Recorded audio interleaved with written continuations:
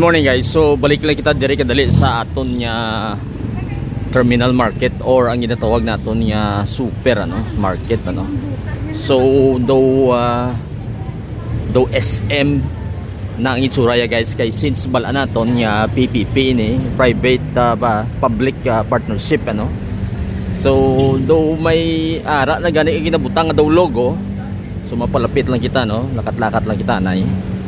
Medyo matraffic subong aga tungod kay I think daw mga past 9 AM sa subong.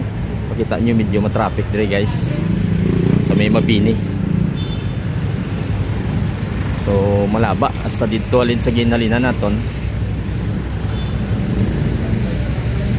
Dire kita sa aton daw usual nga vantage point, masaka kita dire gamay. Galing kay naga-obstruct lang dire ang aton nya dumi gamay dire nga daw guardhouse So natabunan ng aton nga view pero makadto kita dire sa gilid. So muna siya guys ang itsura niya Try naton zoom. Makita ko may mga tao nga naga-obra dito sang logo bala guys. I'm not sure kung ano na nga logo, pero amo na yung itsura. Try naton palapitan. Matabok kita dire. If you remember, ang previous naton nya update is do medyo brutalist style, medyo correct lang siya pero sa left side sini basing sa aton nga viewpoint is may blue na daw, may pagka earthy colors nga blue kag daw light nga cream while ang sa may right side sini sang kanto niya is do plain pa lang siya so ginamatamat pa. And then may makita kita dra nga daw naga pamintura siguro ni or naga-layout basta duga pamintura siya so makita nyo dira daw may ara sila nga mga hagdan nga ginbutang para makasaka panaog sila samtang naga-pamintura sila. So going to the left kita anay kay tanaw nato kung anong ginubra sa mga tao nga kay daw may ara sila nga daw mga logo nga gina mount so tanaw naton ni ara gali kita gamay nga picture dire sa may corner Try natin zoom para makita nyo guys. So ang perspective nga ginabasihan is this one. So amo na siya ang design kung matapos na siya. So may mga stripes as usual nga dayong napinturahan mga blue and daw cream nga color. So amo nang guwa niya. Try natin magpalapit dito sa mga tao nga ombrasang logo para makita nyo daw closer look bla guys. So ang iya nga design daw reminiscent of the old SM Delgado as we know it nya iya ka SM ini nga private public partnership. So makita naton I think the logo sang SM. So medyo masaka kita diri guro or medyo pa right kita pag ma-zoom naton So do logo siya guys ng SM. So amo nang itsura niya. So do logo sang SM. So do SM gid man gali nga classic design sang SM Delgado do ginilog nila do umamo na siya. So amo nang itsura ya diri sa diri nga corner. Ang may mga makita nakita nga daw mga roll up roll down so may diri nga side. So try naton zoom. Tanaw ta ko makita niyo. So do roll up roll down ang makita ko dire siguro sa kada pisto bla. So amo nang design siguro wala kita sa interior design pero perspective lang sa sagwa lang ato makita sa subong. Amo nang itsura ya dire sa dire nga side. Try nato makadto sa may the usual nato nya ruta nga makadto kita dire sa may Dilion bla. Malakat-lakat lang kita dire.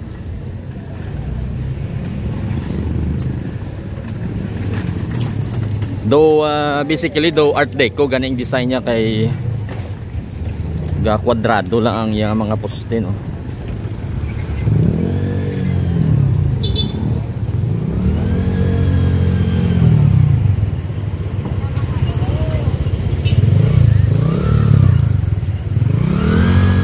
diri matabok naman kita the usual parang medyo layo ang iyang view bala, wider ang view naton guys kay kung lapit kita hindi man aton makita. So I think daw ginapinturahan nila ang letters sini sa ngalan sing aton terminal market.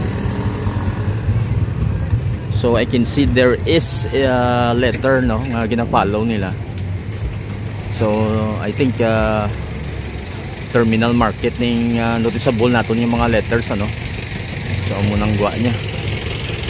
Kita ninyo ginamata-mata nila layout ang letters ini.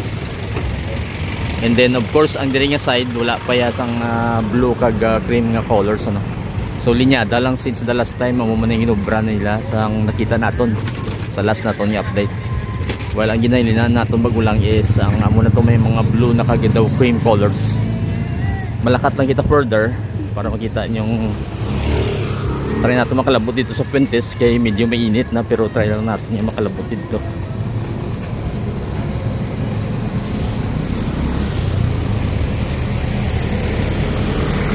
So busy na diri nga ano kay diri na di ang mga usual naton yung mga ginadulong ang mga goods no. Alin sa aton yung mga interior town sa mga farm no, direkta diri sa may terminal market or sa super no.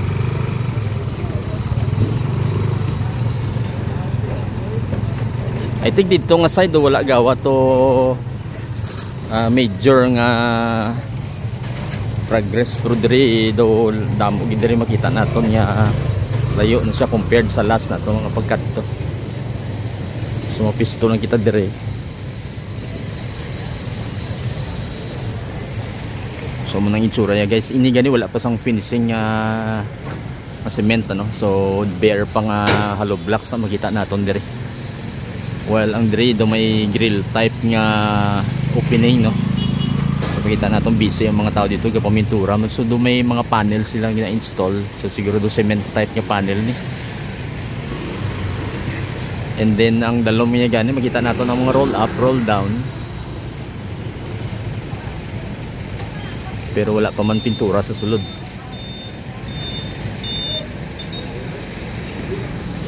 Try natin maglakat ito sa may kanto lang no. Para may view lang kita guys.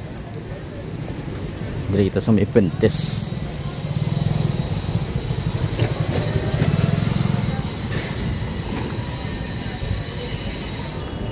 So medyo magamo pa tungod kay ang sasagwa sini siyempre temporary settlements ng aton yung mga vendors ano. Try talang ma-reach itong corner.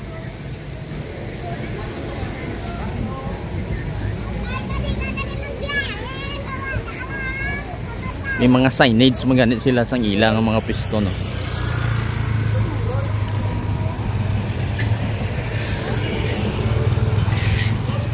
So ang tunga sining apart actually do mayara sa daw hallway do namin niyang interior. Try nato mangita kung may picture pa kita available online ano. So dire lang kita sa corner.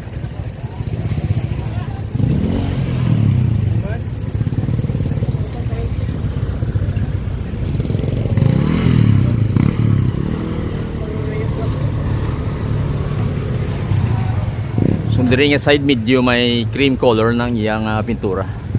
Pagdong may stripes of blue naman, makita natin do may mga grills. So may mga grills na guys. So air cooling guro, air vents no. Amo na siya ang iyang design diri. Then so of course may mga nets kag may mga ladders kita nga pinamutang dira para sa mga obrero mag pintura siguro kag mag-install sa mga panels. Do namin naman so mostly dito sa may mabini nga side ang mas madasig ang iya progress. So hopefully amo nang gina target nila nga September or October mo open ini. So buong August naman so roughly may mga 2 pa ka bulan siguro 60 days after. So muna sa guys. So pick lang nga aton update for today para makita nyo lang progress ng aton ding terminal market. Till the next video. Thank you for watching.